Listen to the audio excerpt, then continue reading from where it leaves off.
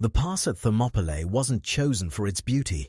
It was chosen because it was a geographical rape tunnel, a limestone corridor squeezed between mountain cliffs and the sea, so narrow that a chariot couldn't turn around without backing up. At its tightest point, the passage measured 15 meters. 15 meters. That's the width of a modern suburban driveway. And through this aperture, King Xerxes of Persia needed to funnel the largest invasion force the ancient world had ever assembled. Let's do the math that Xerxes' engineers surely did.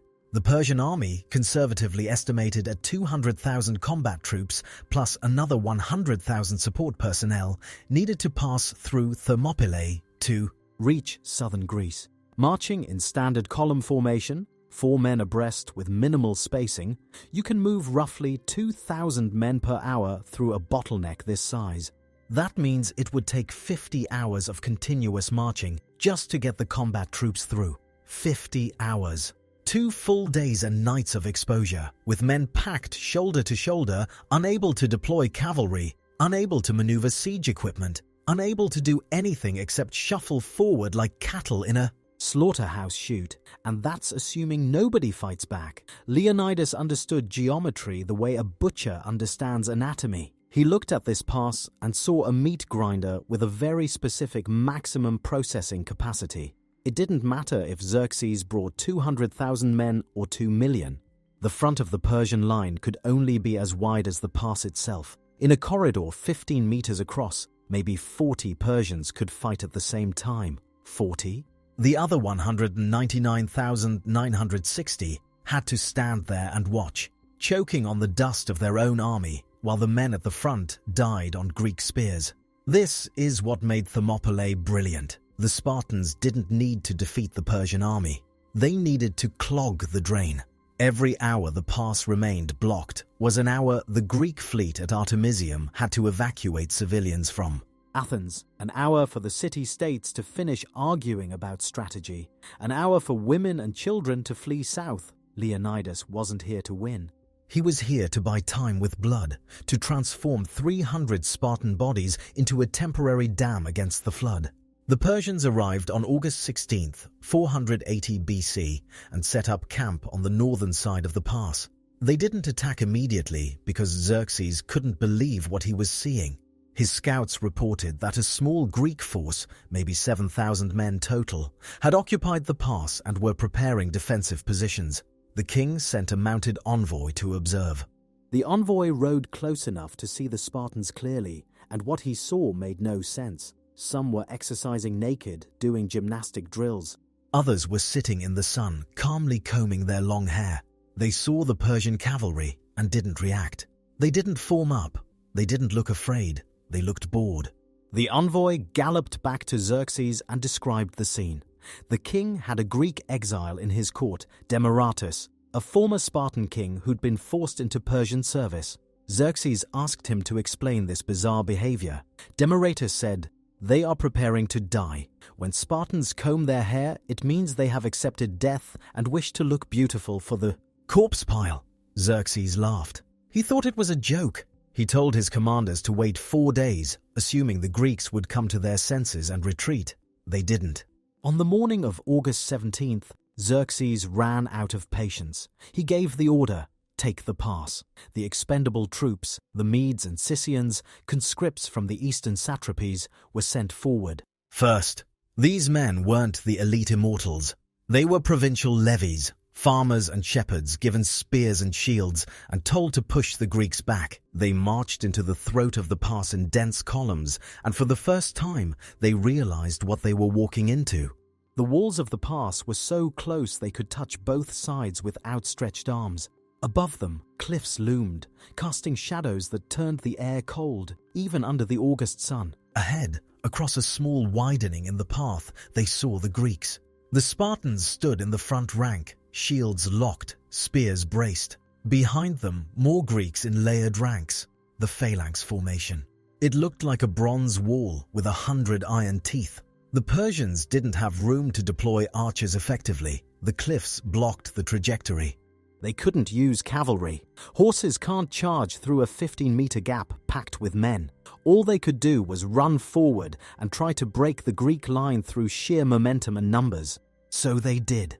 10,000 Medes screamed their war cry and sprinted toward the Spartan phalanx. The Greeks didn't move. They waited, breathing in unison, watching the wave of bodies approach. When the Persians were 5 meters away, the Spartans took one synchronized step forward and thrust. The sound wasn't the clang of bronze on bronze. It was wet. It was the crunch of spear points punching through linen tunics and into the soft tissue of human torsos. The first rank of Persians collapsed like a felled tree line. The men behind them tripped over the bodies and were immediately stabbed by the second Greek rank. The Persians kept coming, piling up, pushing forward over the corpses of their comrades because there was nowhere else to go. The men in the back couldn't even see the fighting. They just felt the pressure of bodies ahead and kept shoving. This went on for hours. The Spartans rotated fresh men to the front every 10 minutes. The warrior who'd been stabbing Persians in the face would step back, and a rested man would take his place without breaking the line. It was industrial. It was mechanical. By the time the sun started to set, the pass was carpeted with Persian dead. The Medes had achieved nothing except contributing 2,000 corpses to the growing ramp of flesh. Xerxes watched from his throne on the hill above and couldn't understand what he was seeing. How could 300 men hold back 10,000? His advisors had no answer. The math didn't lie. In a corridor this narrow, numbers meant nothing. Only frontage mattered, and the Spartans owned the frontage. The story of the 300 Spartans is burned into Western mythology, but here's what the legend leaves out. Leonidas didn't bring 300 men to Thermopylae. He brought an army. The total Greek force defending the pass numbered around 7,000 men, drawn from multiple city-states across the Peloponnese and central Greece. The 300 Spartans were just the Spartan citizens, the homoioi, the equals, the men with full voting rights. But Sparta didn't go to war alone. It never did. For every Spartan warrior at Thermopylae, there were 7 helots. That's the ratio Sparta always used. The helots were state-owned slaves, Greek-speaking serfs who worked Spartan land and, when required, carried Spartan supplies into battle. So when Leonidas marched north with 300 Spartiates, he also brought 2,100 helot attendants. These men hauled the food, the water, the spare weapons, and the armor. They set up camp. They cooked meals. And when the fighting started, they stood behind the Spartan line with javelins and slings, finishing off wounded Persians who tried to crawl away. The helots didn't get monuments. They didn't get their names carved in stone. But they died at Thermopylae just the same, killed by Persian arrows that didn't distinguish between free men and slaves. Then there were the allies. The 300 Spartans were joined by 700 Thespians, a contingent from a small city-state in Boeotia. The Thespians don't appear in the movies because their name sounds like a joke to modern ears, but these men deserve to be remembered. When Leonidas dismissed the Greek allies on the final day and told them to flee, the Thespians refused. They stayed and died beside the Spartans, not because of law or discipline, but because of choice. They volunteered for annihilation. History forgot them because they didn't have a propaganda machine like Sparta, but they were just as dead, just as brave. There were also 400 Thebans at Thermopylae, though their presence is complicated. Thebes was a city-state with Persian sympathies, and many Thebans would later fight for Xerxes at the Battle of Plataea. Leonidas didn't trust the Thebans.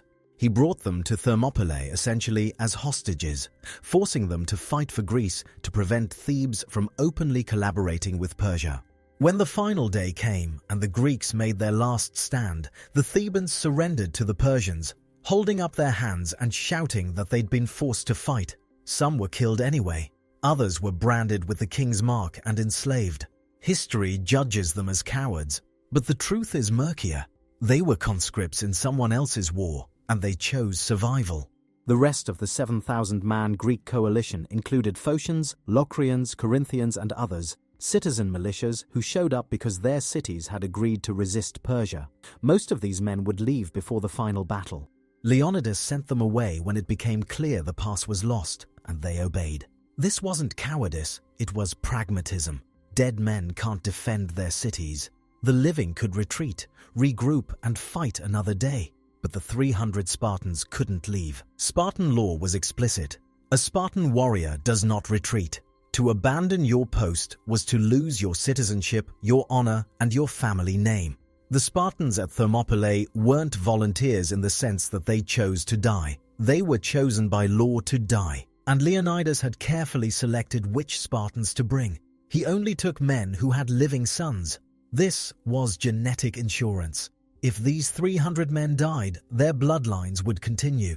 Sparta wouldn't lose a generation of potential warriors. It was cold, calculated eugenics disguised as heroism. Leonidas himself was 60 years old. For a Spartan king to personally lead a suicide mission was unprecedented. Normally, kings stayed in Sparta, making policy while younger generals commanded in the field. But Leonidas had consulted the oracle at Delphi before marching north, and the oracle had delivered a prophecy. Either Sparta would fall or a Spartan king would die. Leonidas chose to be the sacrifice. It wasn't noble, it was transactional. He traded his life for the survival of his city, and he made sure everyone knew it. The propaganda value was immense. A king dying in battle would inspire Greece for generations. The final group at Thermopylae, often overlooked, were the Perioikoi, free Greeks who lived in Spartan-controlled territory but lacked full citizenship. These men fought in Spartan armies as hoplites, wearing the same armor, using the same tactics, but they didn't get the same glory.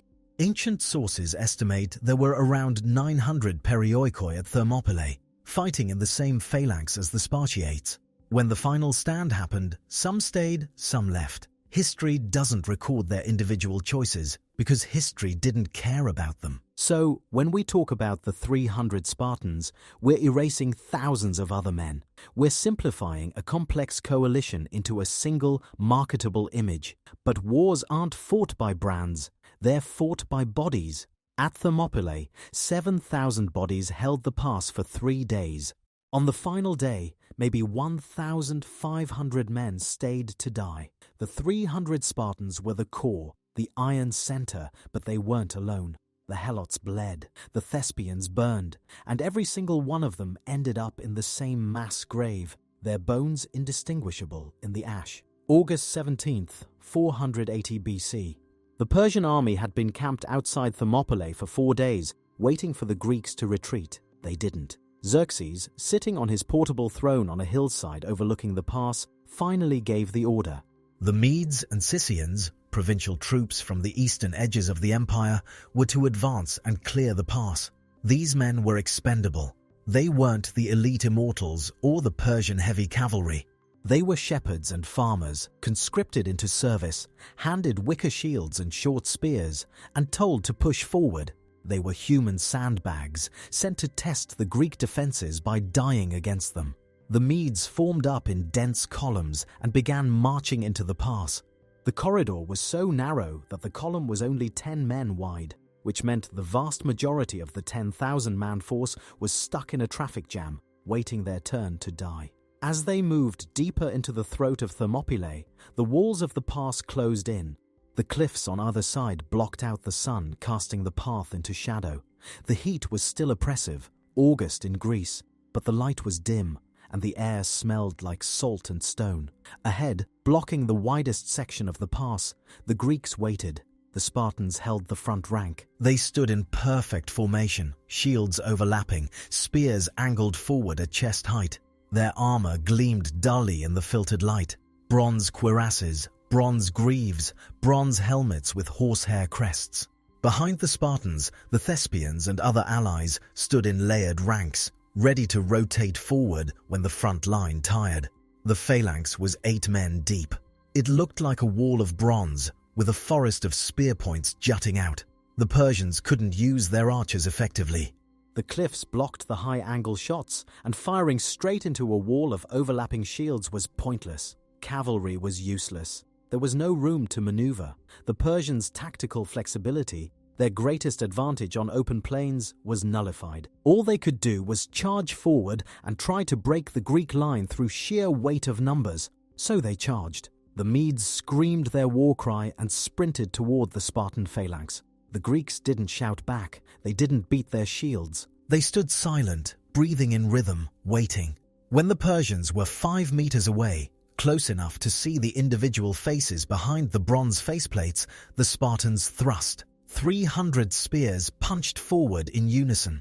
The sound was a wet crunch. Iron spear points driving through linen tunics, through flesh, into lungs and livers and spines. The front rank of Persians collapsed. Men screamed, clutching at the spears embedded in their torsos. The Greeks pulled the spears back and thrust again. The second rank of Persians tried to jump over the bodies of the first rank and close the distance. They were immediately impaled by the second Greek rank. The third rank of Persians tripped over the corpses and fell forward onto the waiting spears. Within 60 seconds, there was a pile of bodies 3 feet high at the front of the Greek line. The Persians behind kept pushing, unable to see what was happening ahead, unable to turn around because of the mass of men behind them. They climbed over the corpses of their comrades, slipping on blood and entrails, and were stabbed the moment they reached the top of the pile. This wasn't a battle. It was a conveyor belt feeding men into a wood chipper. The Spartans rotated fighters every 10 minutes to prevent exhaustion. A warrior who'd been stabbing Persians in the face for 10 minutes would step back, and a fresh Spartan would take his place, slotting into the phalanx without breaking the line. The rotation was seamless, mechanical, brutally efficient. Meanwhile, the Persians had no rotation system. The men at the front fought until they died or collapsed from exhaustion, and then the men behind them took their place and died in turn. The killing geometry of the pass was unforgiving. Only the front edge of the Persian force could engage the Greeks, maybe 40 Persians at a time. Behind them, 9,960 men stood uselessly, waiting their turn to be slaughtered. They couldn't flank the Greeks because the cliffs were on both sides. They couldn't retreat because the men behind them were still pushing forward, unable to see the massacre ahead. So they stood there, choking on dust, listening to the screams, watching the pile of corpses grow higher. By noon, the pass was a river of blood. The Persians had rotated fresh troops into the attack multiple times, but the result was always the same. The Greeks held. The bodies piled up. The Spartans showed no sign of fatigue. They stood in the same spot, killing with the same rhythm, their bronze armor now slick with blood that wasn't theirs. The helots behind the Spartan line were busy with javelins, throwing them at Persians who tried to crawl away from the phalanx. Wounded Persians were finished off methodically, their throats cut, their bodies dragged to the side to clear space for the next wave. Xerxes watched from his throne and grew increasingly agitated. Ancient sources claim he leaped to his feet 3 times during the day, shouting in disbelief as his forces were repulsed again and again. His advisors had no explanation. The Greeks weren't using magic. They weren't superhuman. They were simply exploiting the terrain. In a narrow pass, the Persian numerical advantage was meaningless. The front of the line was all that mattered, and the Greeks owned the front. By sunset, the Medes had lost roughly 2,000 men. The Greeks had suffered maybe 50 casualties, mostly from lucky spear thrusts that found gaps in their armor. The pass was carpeted with Persian corpses. The Spartans stood on a ramp of bodies now, literally elevated above the ground by the sheer mass of dead flesh beneath their feet. The smell was overpowering. Blood, shit, the copper tang of eviscerated intestines baking in the heat. The flies were already swarming. Xerxes called off the attack as the sun dipped below the horizon. The Persians withdrew to their camp, dragging their wounded back through the pass, stepping over the bodies of their own dead. The Greeks didn't pursue. They didn't need to. They held the pass. They'd won the day. And tomorrow, Xerxes would send better troops. Day 2. August 18th, 480 BC. Xerxes woke up furious. He'd sent 10,000 Medes into the pass yesterday, and they'd accomplished nothing except fertilizing the ground with their corpses. The Greeks were still there, standing in the same spot, daring him to try again. The king decided it was time to stop treating this like a provincial skirmish and start treating it like a war. He ordered his elite troops to prepare for battle. He was unleashing the Immortals. The Immortals were the Persian Empire's most feared unit. They were called Immortals because their numbers were always kept at exactly 10,000. If a man died or became too injured to fight, he was immediately replaced, so the unit appeared unkillable, eternal. These weren't conscripts. They were professional soldiers, recruited from Persian and Median noble families, trained since childhood in the arts of war. They wore iron-scale armor over linen tunics, carried short spears and wicker shields reinforced with metal, and fought with a discipline that rivaled the Greeks. They were the best infantry the Persian Empire had to offer. Xerxes personally commanded them to take the pass. The Immortals marched into Thermopylae at dawn, moving in tight formation, shields locked, spears braced. Unlike the Medes, who'd charged in chaotic waves, the Immortals advanced methodically, stepping over the corpses from yesterday's fighting, maintaining formation. They looked at the Greek phalanx ahead and saw men just like themselves, armored professionals standing in disciplined ranks. This wouldn't be a slaughter.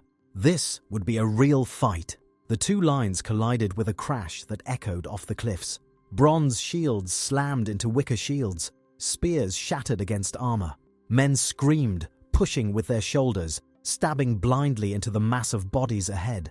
For the first time at Thermopylae, the Persians held their ground. The Immortals didn't collapse. They pushed back, using their shields as battering rams, trying to create gaps in the Greek line. But the technological gap was fatal. The Persians wore linen tunics and light-scale armor, designed to stop arrows and slashing cuts. It was effective against the light infantry and cavalry they usually fought on the open plains of Asia. But against the Greeks, who used heavy thrusting spears and fought at close range, it was inadequate. When a Spartan thrust his spear, the iron point punched through linen like it was cloth, because it was cloth. The Persian armor couldn't stop a direct thrust from a 7-foot ash spear driven by the full body weight of a man trained to kill since age 7. Conversely, when a Persian thrust his shorter spear at a Spartan, the point often glanced off the curved bronze cuirass or the heavy hoplon shield. The Greeks were encased in metal from chin to knee. Their armor weighed 60 pounds. It was suffocatingly hot, exhausting to wear, but it worked. It turned the human body into a walking tank. The Persians were brave. Herodotus makes this clear. But bravery doesn't defeat physics. Courage can't penetrate bronze. The Immortals tried a different tactic. They grabbed the Greek spears with their bare hands, snapping the wooden shafts to disarm the Spartans. Some succeeded. A few Greeks lost their spears this way and had to draw their secondary weapons, the xiphos, a short, leaf-bladed sword designed for stabbing. But breaking a spear didn't save the Persian who did it. The moment a Greek lost his spear, the man behind him would thrust forward, impaling the Persian who just disarmed his comrade. The phalanx was layered. There was always another spear. Hours passed. The fighting was grinding, brutal, exhausting. The Spartans rotated fresh men to the front every 10 minutes, maintaining their efficiency. The Immortals had no such system. They fought until they dropped, and then the men behind them stepped forward and fought until they dropped. The pile of Persian bodies grew higher.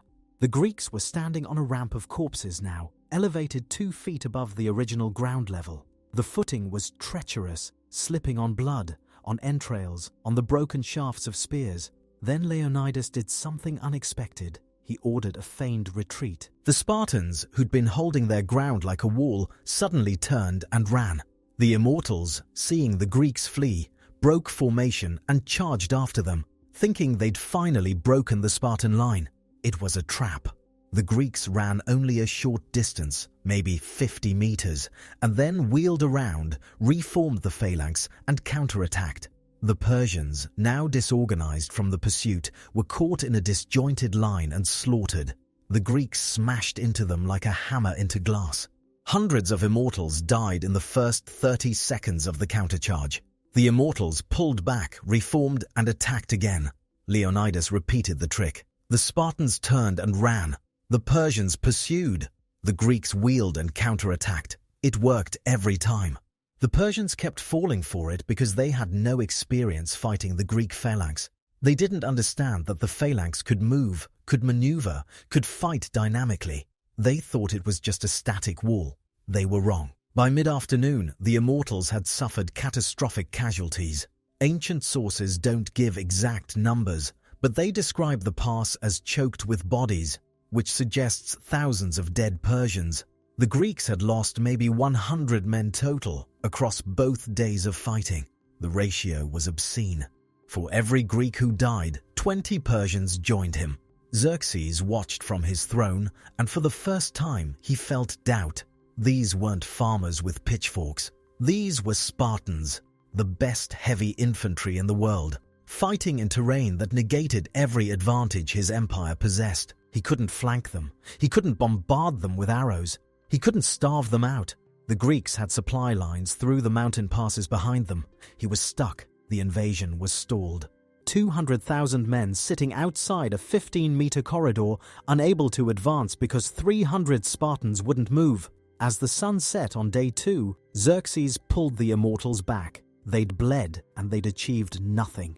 The Greeks were still there, standing in the same spot, covered in blood, daring him to send more. The king returned to his tent and consulted with his advisors. He needed a new strategy. Direct assault was suicide. He needed to find another way through. And that night, a Greek traitor walked into the Persian camp and offered to sell him one. His name was Ephialtes. He was a Malian Greek, a local from the region around Thermopylae, and he was about to become the most hated man in Greek history. Ephialtes wasn't a soldier. He wasn't part of the Greek coalition defending the pass. He was a civilian, a shepherd or a farmer, someone who knew the mountain trails because he'd lived there his entire life. And on the night of August 18th, 480 BC, he walked into the Persian camp and asked to speak to the king. Xerxes received him in his tent. The king was desperate for a solution to the Thermopylae problem, and this Greek was offering one. Ephialtes told Xerxes about the Anopeia path, a narrow mountain trail that wound through the hills south of Thermopylae and emerged behind the Greek position. It was a goat path, barely wide enough for men to walk single file, steep and treacherous, but it was passable. If the Persians sent a force through the mountains at night, they could bypass the pass entirely and attack the Greeks from behind. The Spartans would be surrounded. The trap would become a slaughter. Xerxes didn't hesitate. He called for Hydarnes, the commander of the Immortals, and ordered him to take his men through the mountains that very night. Hydarnes selected the best climbers from his unit, lightened their gear to move faster, and marched into the darkness. Ancient sources claim Ephialtes himself guided them, leading the Persians through the mountain paths while the Greeks slept below. But Leonidas wasn't asleep. He knew about the Anopeia path. Every local knew about it. That's why he'd posted a contingent of 1,000 Phocian Greeks to guard the trail. The Phocians were militia, citizen soldiers from central Greece. They weren't Spartans. They didn't have the same iron discipline. But they were competent, and their orders were simple. Hold the mountain path. Don't let anyone through. The Persians marched through the night. It took hours to navigate the steep, rocky trail in darkness. The Immortals moved in near silence, trying not to alert the Greek sentries. But as dawn broke, they reached the section of the path where the Phocians were camped. The Greeks heard the sound of thousands of sandaled feet crunching on gravel and scrambled to arms. This is where the Phocian contingent faced an impossible choice. They were 1,000 men facing 10,000 Immortals emerging from the darkness of the mountain trail. They could stand and fight and die, or they could retreat and warn Leonidas. They chose survival. The Phocians pulled back to a defensive position on higher ground, expecting the Persians to attack them. But Hydarnes wasn't interested in fighting a battle on a mountainside. He ignored the Phocians entirely and kept marching toward the Greek rear.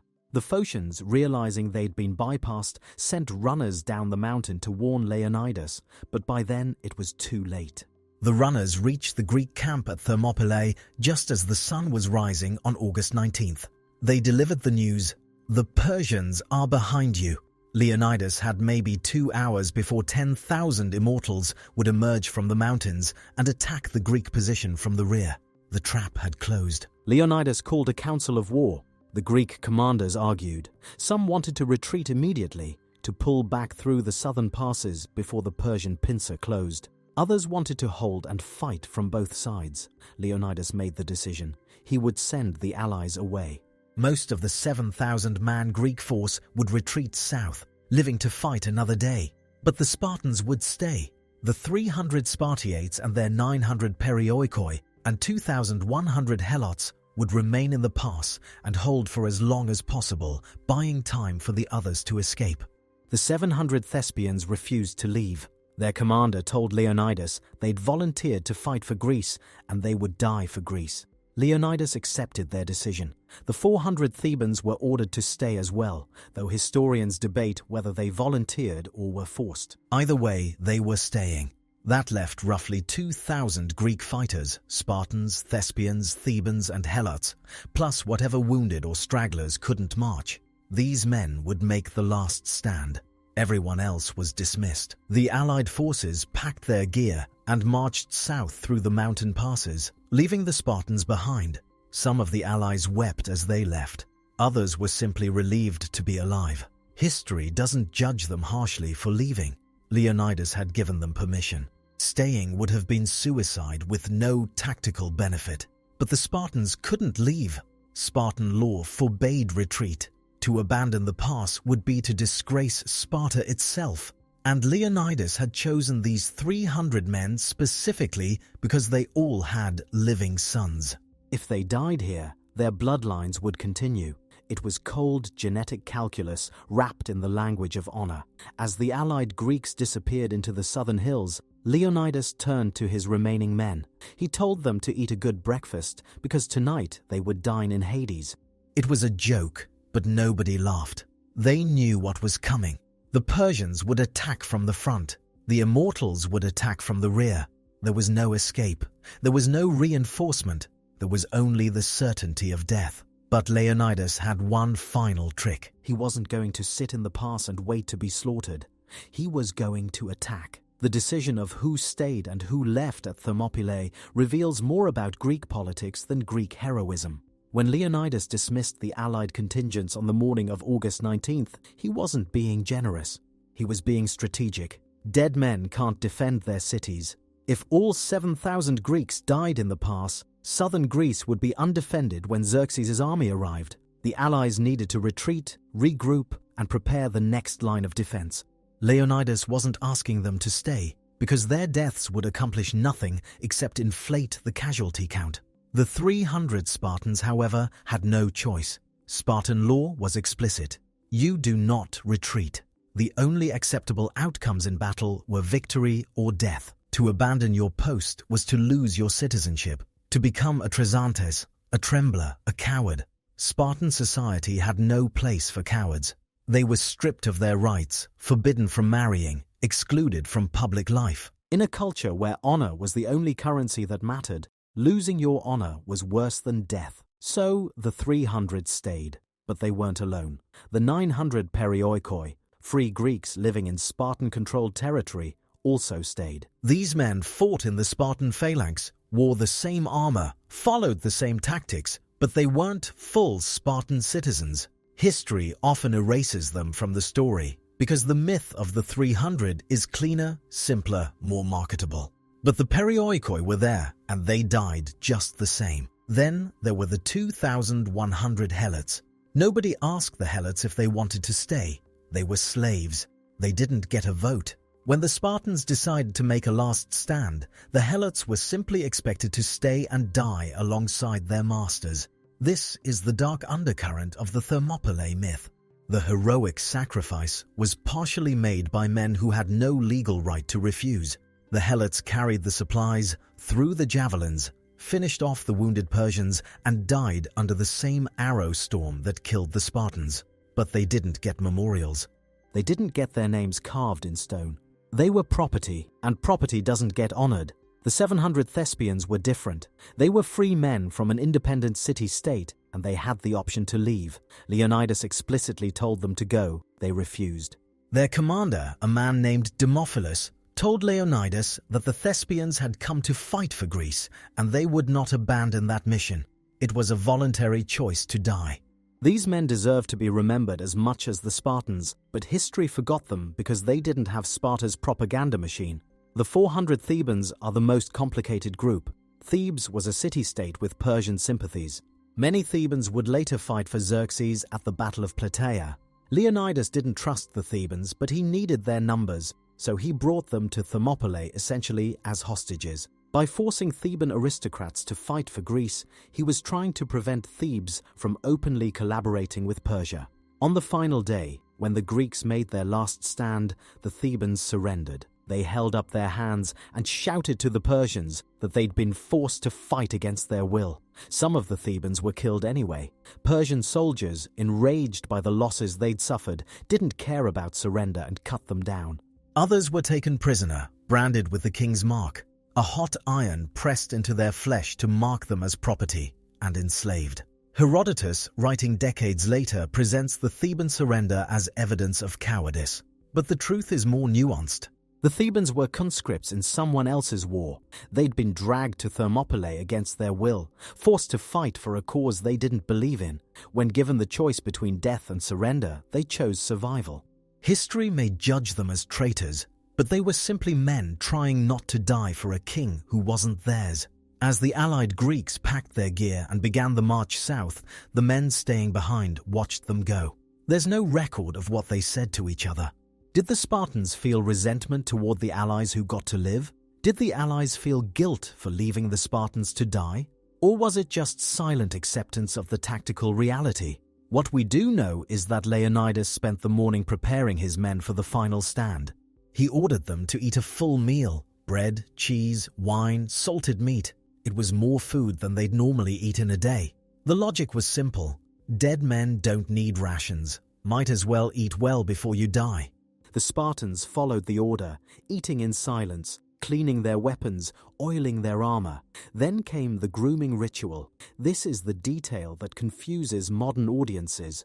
The Spartans, facing certain death in a matter of hours, spent time combing their long hair. They oiled their skin. They polished their armor until it gleamed. To outsiders, it looked insane. The Persian scouts who observed this reported it to Xerxes, and the king laughed, thinking the Greeks had gone mad. But this wasn't vanity. It was psychological warfare. The Spartans were announcing to the Persians and to themselves that they expected to die beautifully. In Greek culture, a warrior's corpse was sacred. To die in battle with your armor shining and your hair combed was to die with honor. The Spartans were preparing their bodies the way one prepares a body for a funeral. They were already dead men. They were just waiting for the universe to catch up. As the sun climbed higher, Leonidas gave his final orders. They wouldn't wait in the pass for the Persians to attack from two sides. That was a defensive posture, passive, weak. Instead, they would attack. They would charge out of the pass, sprint into the Persian camp, and try to kill Xerxes himself. It was a suicide mission, disguised as a battle plan. But it was better than dying on your knees. The Spartans strapped on their helmets, locked their shields, and prepared to step into the fire. The morning of August 19th began with a lie. Xerxes sent heralds to the Greek camp with a final demand for surrender. The message was simple: lay down your weapons and you will be spared. Leonidas's response has echoed through history. Mollen Labe, come and take them. It's often presented as a defiant one-liner, a moment of badass bravado. But in context, it was something darker. Leonidas knew there would be no surrender. Spartan law forbade it. He was telling Xerxes, if you want our weapons, you'll have to pry them from our corpses. After the heralds left, Leonidas addressed his men. Ancient sources don't record the exact speech, but we know the tone. Spartans didn't do inspirational speeches. They didn't need them. Every man present had been trained since childhood to die in battle. The entire Spartan education system, the Agora, was designed to produce men who would stand in formation and die without hesitation. This was the final exam. What Leonidas did say, according to Herodotus, was this: eat a good breakfast, men. Tonight we dine in Hades. It was a joke, but it was also a statement of fact. They were all going to die today. The only question was how many Persians they could take with them. The Spartans ate. They consumed more food than usual. Bread soaked in wine, cheese, dried figs, salted pork. It wasn't a feast, but it was more than the normal ration. The logic was brutally practical. Dead men don't need food, so there's no point conserving supplies. Eat everything now. Die on a full stomach. While they ate, they performed the grooming ritual. This is the part that baffles modern audiences. These men, hours away from certain death, sat in the sun and combed their hair. They oiled their bodies. They polished their bronze armor until it reflected the sunlight like a mirror. To the Persian scouts watching from a distance, it looked insane. They reported back to Xerxes that the Spartans were preparing their hair for battle. The king, surrounded by advisors who didn't understand Greek culture, laughed. He thought the Greeks had lost their minds. But there was a method to the madness. In Greek culture, appearance mattered, even in death. A warrior's corpse was sacred. To die with uncombed hair, dirty armor, or an unkempt beard was shameful. The body would be recovered, if possible, and given funeral rites. The Spartans believed that how you looked in death reflected how you lived. If you died looking like a beggar, you were remembered as a beggar. If you died looking like a king, you were remembered as a king. So they combed their hair. They oiled their skin to make it shine. They adjusted their crests so the horsehair plumes sat perfectly atop their helmets. They weren't preparing for battle. They were preparing for their funerals. There's another layer to this. The grooming ritual was psychological warfare aimed at the Persians. The Spartans were signaling that they had no fear. Men who are afraid don't stop to comb their hair. Men who are terrified don't waste time polishing armor. By performing these calm, methodical rituals in full view of the enemy, the Spartans were saying, "We are not afraid of you. We expect to die, and we are at peace with it." That kind of confidence is terrifying to an enemy. It suggests they're not fighting normal men, they're fighting fanatics. As the Spartans finished their grooming, Leonidas inspected the phalanx one final time. The formation was perfect. Shields locked, spears braced, helmets low over the eyes. The men stood silent, breathing in rhythm. There was no nervous chatter, no jokes, just the quiet hum of disciplined men waiting for orders. Leonidas looked at the pass ahead, then at the mountain trail behind, where the Persian immortals would soon emerge. He was trapped. The front was blocked by Xerxes' main army. The rear would soon be blocked by Hydana's flanking force. The logical move would be to hold the pass and fight defensively, buying as much time as possible for the Greek allies to retreat. But Leonidas didn't choose the logical move. He chose the insane move. He ordered the Spartans to attack, not to defend, not to hold the line, to charge, to sprint out of the pass into the open ground where the Persian army was camped and try to kill Xerxes. It was a suicide mission disguised as a battle plan. The goal wasn't to win. The goal was to inflict maximum psychological damage before dying. If they could kill the king, or even just get close, they would throw the entire Persian command structure into chaos. Even if they failed, the sheer audacity of the attack would be remembered. And for a Spartan, being remembered was the only immortality that mattered. The Spartans tightened their helmet straps. They gripped their spears. Leonidas raised his arm, and the phalanx began to move. Not toward the narrow pass, where they'd fought defensively for 2 days. Toward the open plain, where the Persian army waited. They were done playing defense. They were going to die on the attack. Behind them, the helots followed, gripping javelins and slings. They hadn't been asked if they wanted to join this suicidal charge. They were slaves. They followed because that's what slaves do. But in a few hours, they would all be corpses. And corpses don't remember who was free and who was a slave. The Spartans stepped into the sunlight and began to run. The Spartans didn't march out of the pass. They sprinted.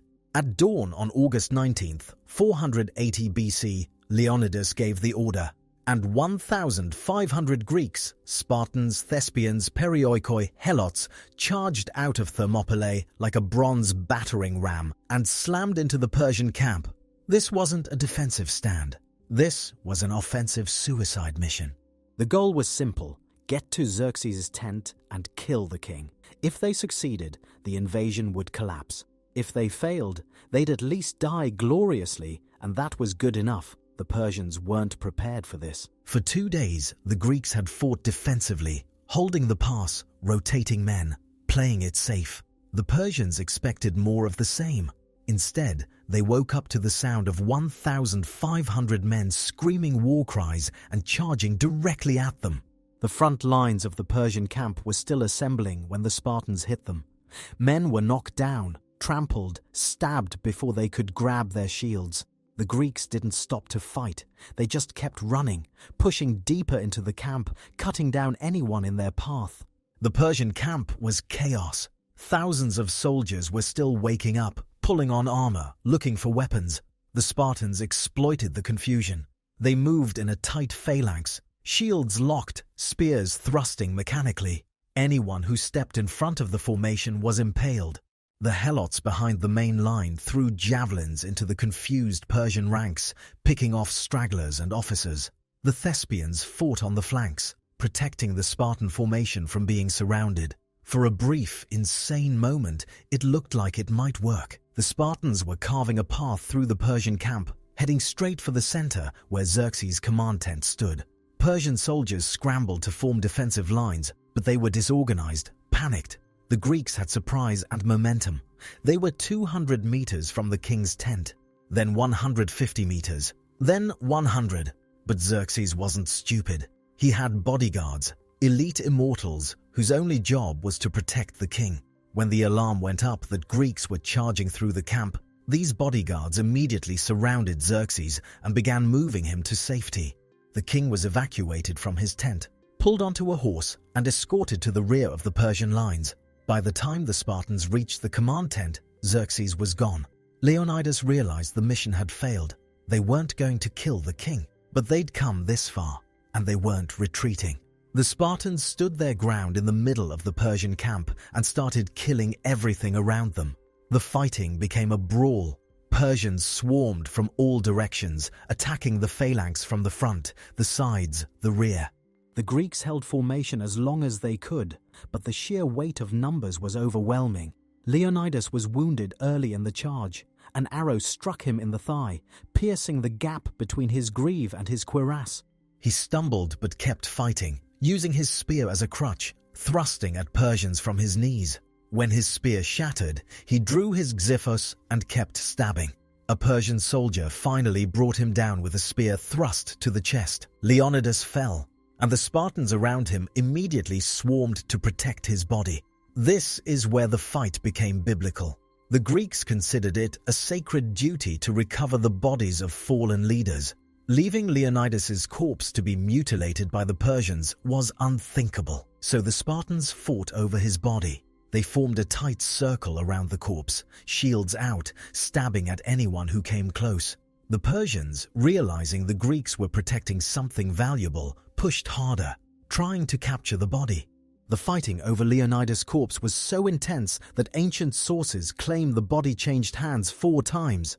The Spartans would recover it, the Persians would overrun them, the Spartans would counterattack and take it back. Finally, with Leonidas's body secured, the surviving Spartans began a fighting retreat. They pulled back toward the pass, step by bloody step, dragging their dead and wounded with them. The Persians pursued, but cautiously. They'd learned over the past 2 days that charging the Spartan phalanx head-on was suicide. So they hung back, throwing spears and shooting arrows, waiting for the Greeks to tire. By the time the Spartans reached the pass, they were exhausted, bloodied, and running low on weapons. Many had lost their spears in the melee. Some were fighting with broken shafts or captured Persian weapons. The phalanx was shrinking. Men were dying faster than they could be replaced. And now, from the southern entrance to the pass, the flanking force of Persian immortals appeared. Hydarnes had completed his march through the mountains and was emerging behind the Greek position. The Spartans were surrounded, Persians in front, Persians behind. No escape. Leonidas was dead. Half the Greeks who'd started the day were already corpses. The survivors pulled back to a small hillock within the pass, a raised piece of ground that gave them a slight defensive advantage. It's now called Kolonos Hill. This is where they made their final stand. The Greeks formed a circle on the hill, shields facing outward. The wounded and the dead piled in the center. They had no spears left. Most had shattered in the fighting. They drew their swords and waited. The Persians surrounded the hill, thousands of men forming a ring around a few hundred Greeks. Xerxes gave the order, no more close combat, just kill them from a distance. The Persian archers stepped forward, planted their wicker shields in the ground, and began to shoot. The sky darkened. Thousands of arrows arced through the air and fell like rain on the Greeks huddled on the hill. There was nowhere to hide. The Spartans raised their shields and crouched low, but the arrows came from every direction. They punched through bronze, through leather, through flesh. Men screamed as arrows found gaps in their armor, the neck, the groin, the unarmored backs of their knees. The Helots, who had no armor, died first. They crouched behind the Spartans, trying to use the bronze shields as cover, but the arrows found them anyway. They died quietly, without ceremony, their bodies adding to the pile in the center of the circle. The Spartans lasted longer. Their armor deflected some arrows, but physics is patient. Eventually, enough arrows hit the same man, and he went down. One by one, the Spartans fell, their shields clattering to the ground, their bodies slumping forward. They died without breaking formation. Even in death, they stayed in the circle. The last Spartan died with 7 arrows in his body, still gripping the broken shaft of his spear. When the Persian infantry finally advanced to loot the corpses, they found that not a single Greek had died facing away from the enemy. Everybody was oriented toward the Persians. No one had run. No one had turned their back. They'd died exactly where they'd chosen to stand. The Battle of Thermopylae was over. The pass was open. Xerxes could march south, but it had cost him 3 days and 20,000 men. And the Greeks who'd escaped, the ones Leonidas had sent away, were already spreading the story of what had happened. The 300 Spartans hadn't won, but they'd shown the world that Persians could bleed. The final moments of Thermopylae weren't a heroic last stand in the traditional sense. There was no glorious charge, no dramatic single combat, no final speech. It was an execution by mathematics. The Greeks had retreated to a small hill within the pass, later named Kolonos Hill, and formed a defensive circle. They were surrounded by tens of thousands of Persians. They had no spears left, just swords and broken shafts. They were exhausted, wounded, and out of options.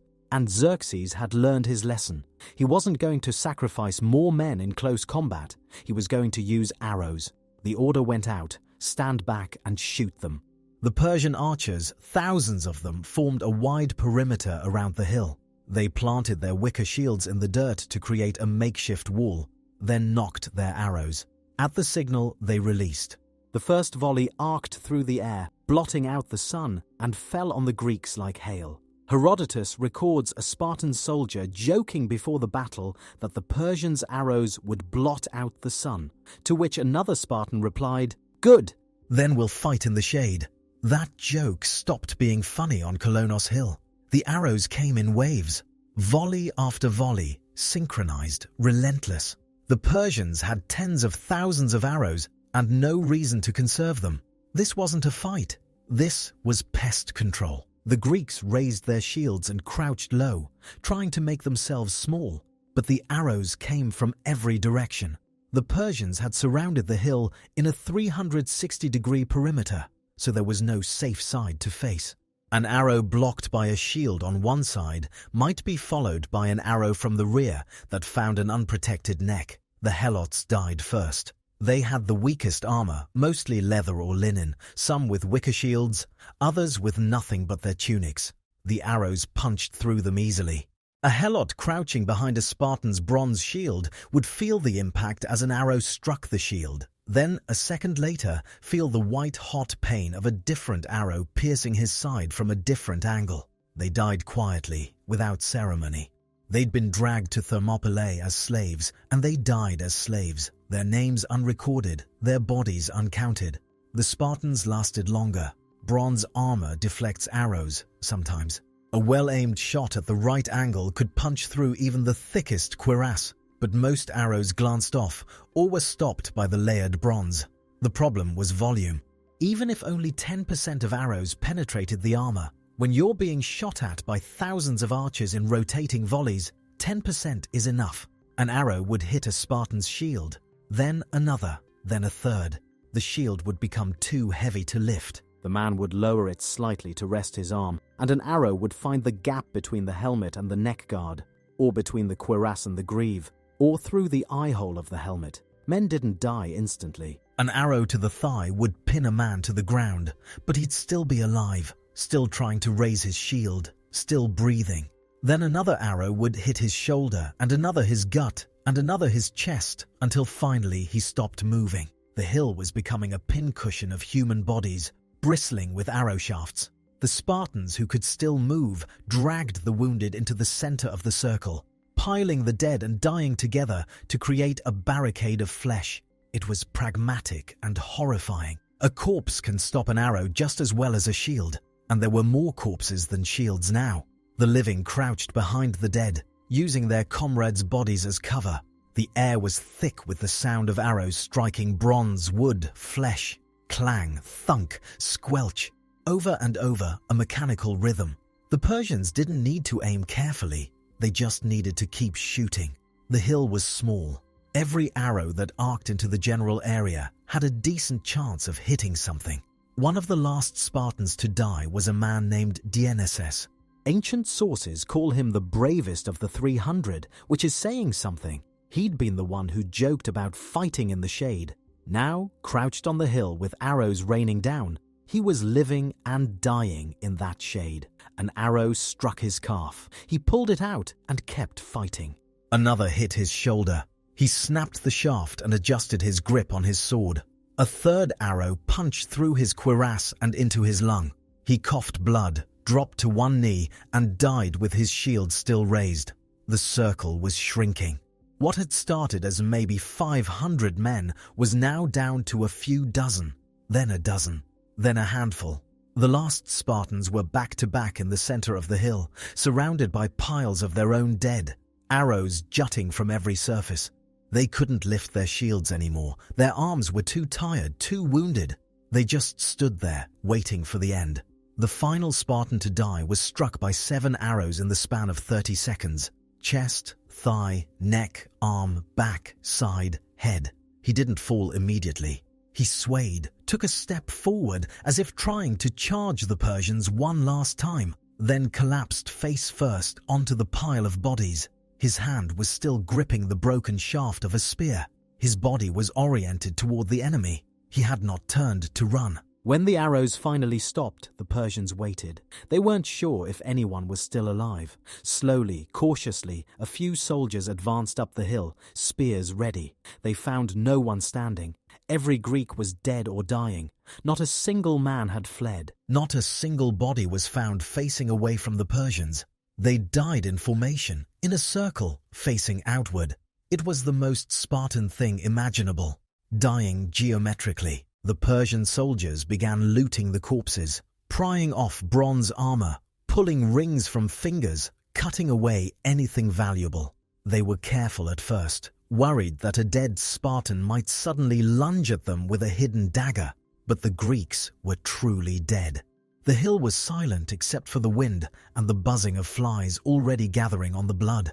Xerxes climbed the hill after it was secured. He wanted to see the men who had cost him 3 days and 20,000 soldiers. He walked among the bodies, looking at their faces. Most were unrecognizable, bristling with arrows, drenched in blood. But one body stood out, Leonidas. The king's corpse had been recovered by his men during the fighting and placed in the center of the circle. Xerxes stared at it for a long moment. Then, in a fit of rage, he ordered the ultimate desecration. Leonidas's body was decapitated. The head was mounted on a stake and displayed at the entrance to the pass.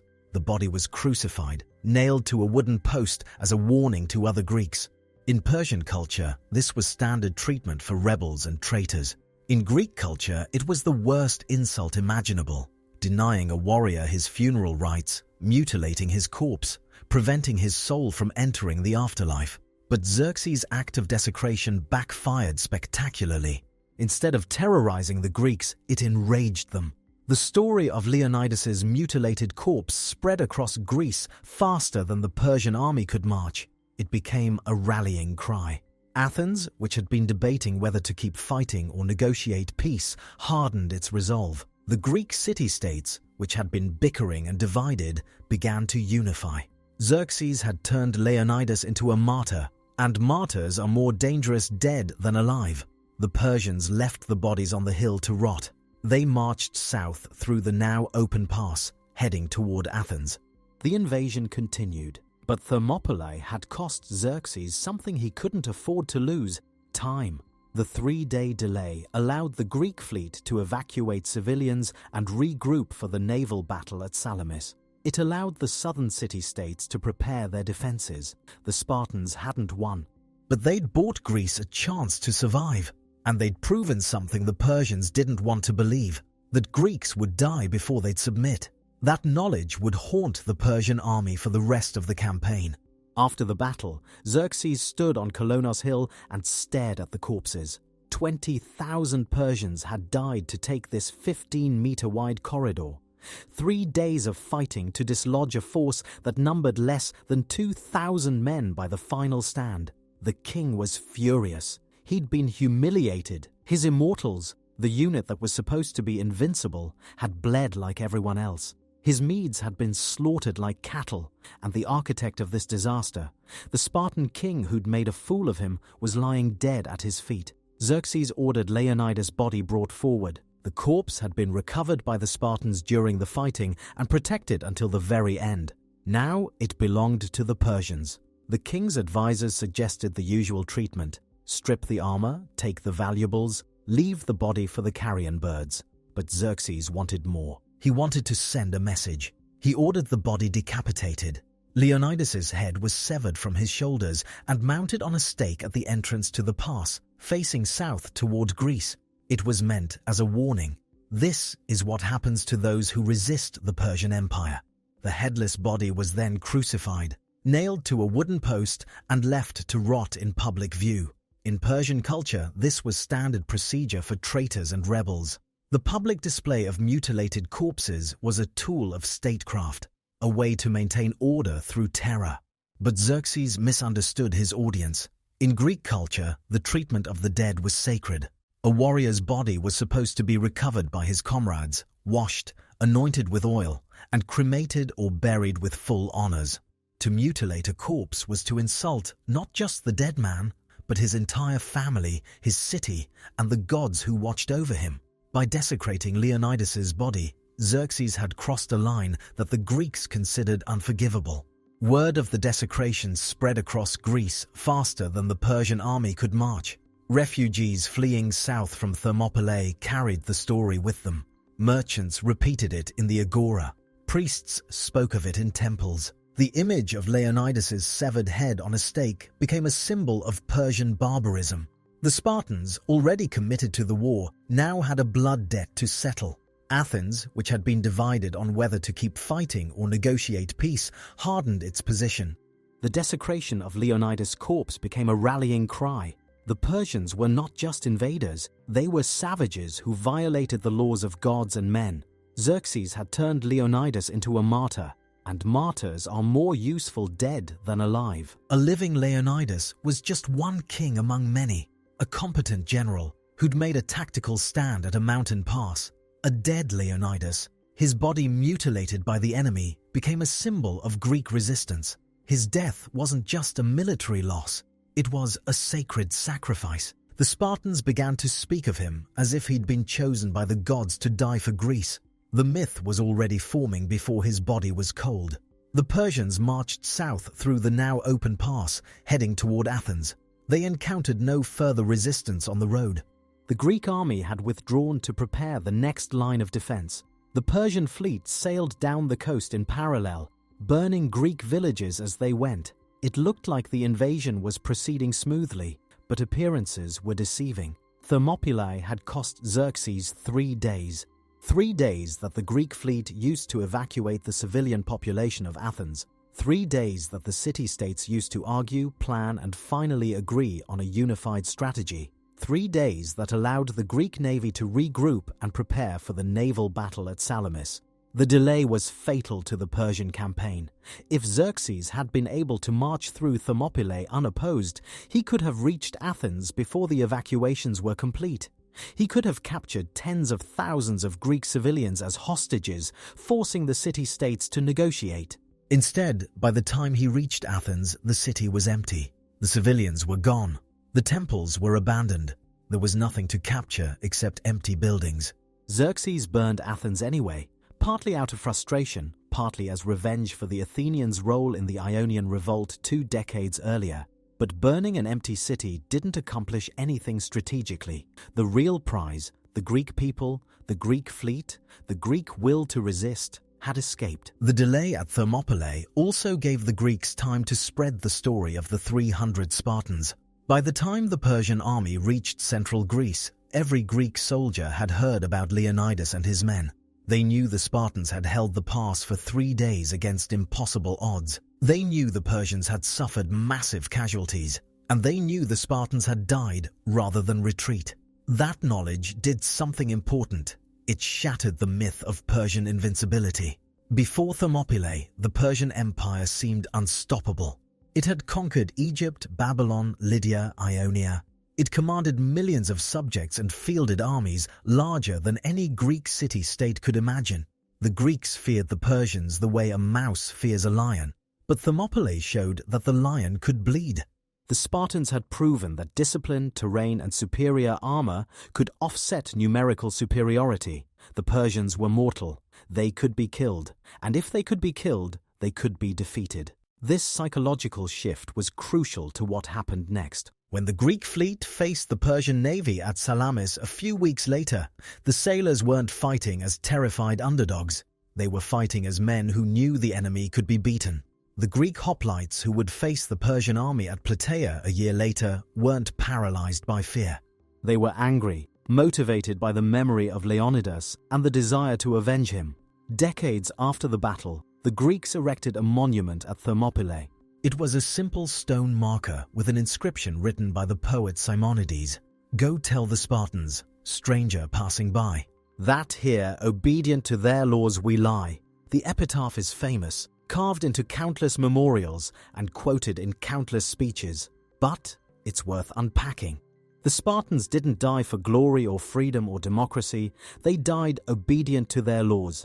Spartan law required them to stand and fight. They obeyed. That's it. There's no grand ideology in the inscription, no claim to heroism. Just the simple statement, we did what we were required to do, and we died.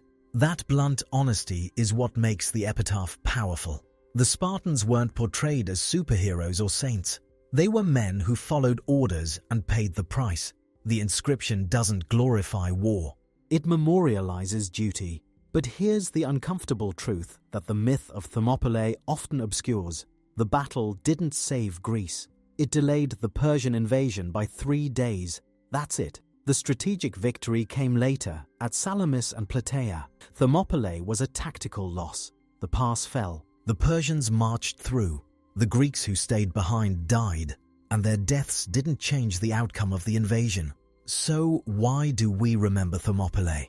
Why has it become one of the most famous battles in history, more famous than Salamis or Plataea, which were actual victories? Because Thermopylae gives us something those battles don't, a clean narrative. The good guys die. They're noble, they're pure. They don't live long enough to become corrupted, to make mistakes, to compromise. Leonidas dies a hero, frozen in time at his peak. Compare that to Pausanias, the Spartan general who won the Battle of Plataea.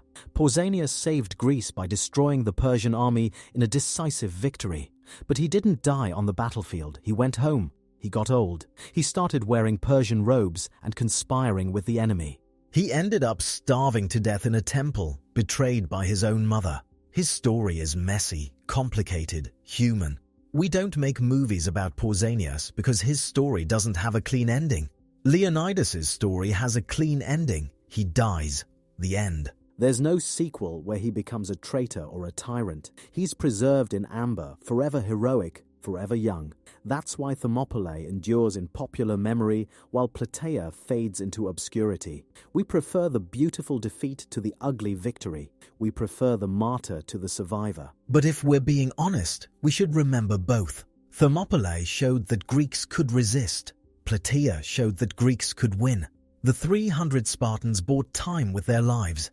The 10,000 Spartans who came after them used that time to crush the Persian Empire and save Western civilization. The myth of Thermopylae is powerful, but it's incomplete. The Spartans at Thermopylae died obedient to their laws. The Spartans at Plataea lived to see those laws survive. Both matter. Both deserve to be remembered. But only one gets the movies, the monuments, and the t-shirts. History isn't fair. It's just memorable.